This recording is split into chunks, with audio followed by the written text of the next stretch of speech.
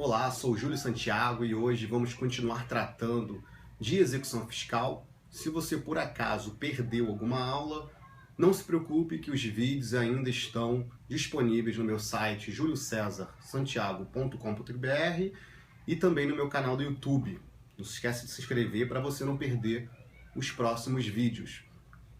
Hoje eu vou falar sobre um assunto que eu considero de maior conflituosidade quando o assunto é execução fiscal, diante da quantidade de processos que se tem no dia a dia, no volume de processos que se tem dentro de uma procuradoria. Esse tema já teve algumas reviravoltas jurisprudenciais e ainda é palco de muita confusão. Eu estou falando de redirecionamento da execução fiscal, mas antes de eu explicar esse tema, deixa eu contar uma história da minha experiência pessoal na procuradoria, nos meus primeiros anos aí de atividade como procurador da Fazenda Nacional. Eu estava atuando certa vez em uma execução fiscal em face de uma grande devedora, uma empresa grande devedora. Ela devia à União aí perto dos seus 20 milhões de reais. Eu já havia requerido a penhora online, ou seja, eu pedi ao juiz para bloquear o dinheiro em conta corrente e, para minha surpresa, a empresa não tinha nada em conta. Ela já havia sido citada no endereço cadastrado na Receita Federal e preferiu ficar inerte. Eu achava estranho uma empresa dever tanto dinheiro em impostos, estar aparentemente exercendo suas atividades econômicas, já que foi citada, e não ter nenhum dinheiro em conta corrente. Eu era ainda novo na procuradoria, como eu falei, e algumas coisas ainda me assustavam, coisas que você vai se acostumando à medida que o tempo passa. Então foi aí que eu pedi ao juiz uma nova penhora no endereço da empresa e que fosse certificado pelo oficial de justiça se a empresa estava atuando de fato no local, porque formalmente ela estava, já que alguém recebeu a citação. Eu queria saber se de fato havia alguém trabalhando ali. O oficial de justiça, ao retornar ao local, então ele prestou a seguinte informação: certifique do fé que compareci ao local e fui informado pelo responsável, pelo escritório de contabilidade ali estabelecido, que a empresa foi sua cliente no passado, mas que já não conhecia mais seu paradeiro. Qual foi minha conclusão? Não havia empresa exercendo atividade econômica no local. Ela simplesmente usava o endereço do escritório de contabilidade para dar uma aparência de irregularidade. Esse envolvimento dos escritórios de contabilidade nesse tipo de arranjo societário é um tema muito complexo que não é importante para o que eu vou explicar. Embora ele merecesse ainda muita reflexão sobre a responsabilidade tributária por esse tipo de arranjo, onde um contador exerce atividade no local da empresa. O que eu queria deixar registrado é que a empresa não exercia há muito tempo suas atividades no local, embora somente no momento em que o oficial de justiça certificou nos autos é que se descobriu isso. Ou seja, ela havia encerrado suas atividades sem realizar qualquer comunicação aos órgãos públicos, por exemplo, a Junta Comercial, a Receita Federal. Ela havia desaparecido, deixando um passivo tributário imenso em imposto de renda. Ela sequer se declarou falida para que seus credores pudessem tentar receber uma parcela do seu ativo. A empresa estava dissolvida irregularmente. O que eu fiz então? Eu pedi o redirecionamento da demanda para os administradores. O que é redirecionamento da demanda, então? Redirecionamento da demanda é o nome que se dá ao pedido que o procurador faz ao exequente, que o exequente faz, para que a execução fiscal possa prosseguir em face dos administradores da empresa. A execução fiscal, inicialmente, foi proposta em face daquele que realizou o fato gerador, ou seja, a empresa que adquiriu renda e não recolheu o imposto de renda à pessoa jurídica. Em determinado momento do curso processual, em virtude de uma situação jurídica constatada, a execução fiscal é redirecionada para o administrador que cometeu uma infração à legislação tributária. Reparem, a execução fiscal está sendo redirecionada em razão da infração e não pelo motivo do fato gerador. Uma coisa é o fato gerador do tributo, adquirir renda. Nesse caso, a execução fiscal estava sendo proposta em face do sujeito passivo, a empresa.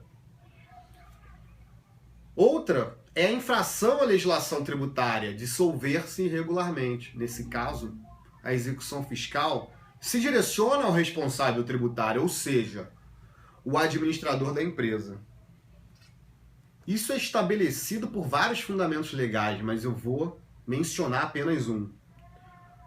O administrador que deveria comunicar a situação da empresa aos órgãos públicos, seja declarando a empresa falida, seja realizando distrato ou liquidando a empresa, preferiu simplesmente fechar as portas e sumir com o seu ativo sem pagar nenhum credor.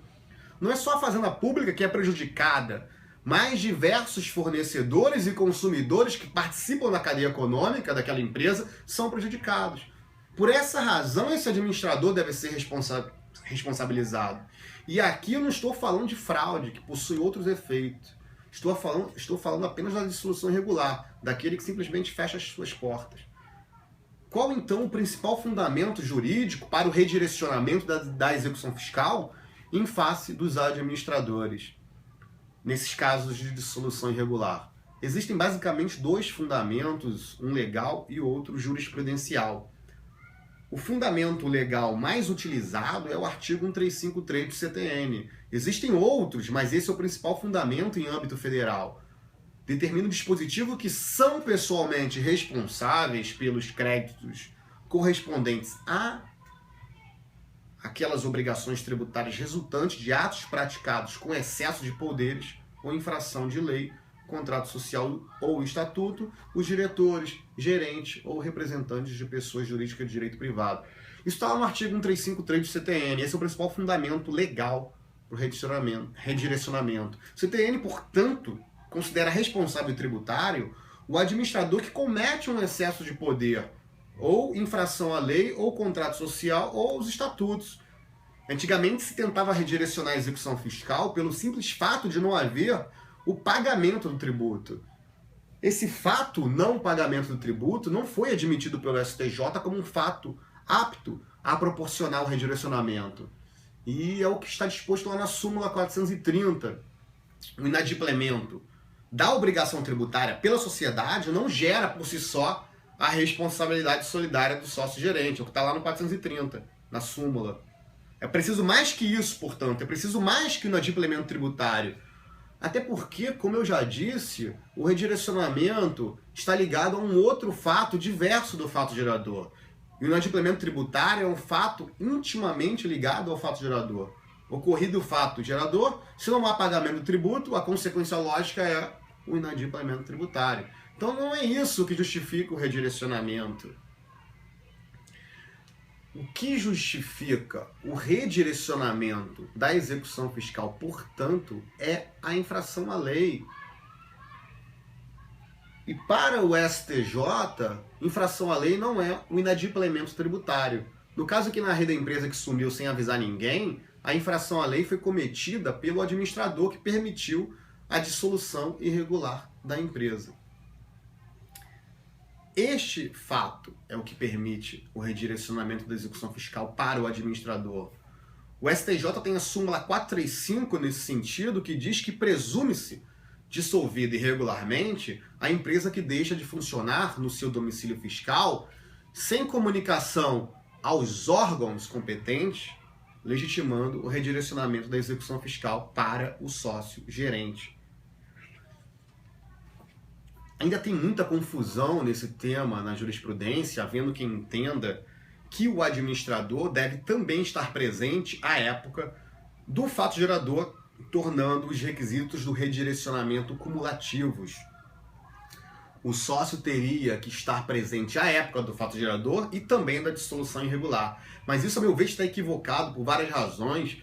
Vou deixar a explicação dessas razões para uma próxima oportunidade. Em síntese, o que eu quero dizer é que redirecionamento da demanda em execução fiscal é o pedido feito pelo exequente para que a execução fiscal seja direcionada aos responsáveis tributários por conta de algum fato considerado como infração à lei, contrato social ou estatutos.